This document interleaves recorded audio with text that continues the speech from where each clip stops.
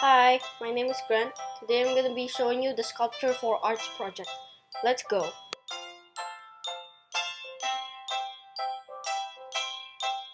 So these are my materials.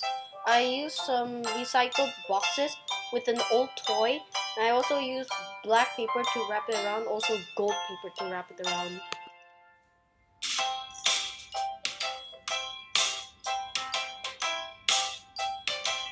So this is the final look of my sculpture. It took me around 2 hours to build. As you can see, I tried to make an Avengers tower, and it's basically wrapped with gold. And then the black parts are supposed to be windows. Also, I added a pillar to make it look nicer, and it should hold the balcony better. I also add some Nerf bullets to give more decoration, and it's gonna act like lights.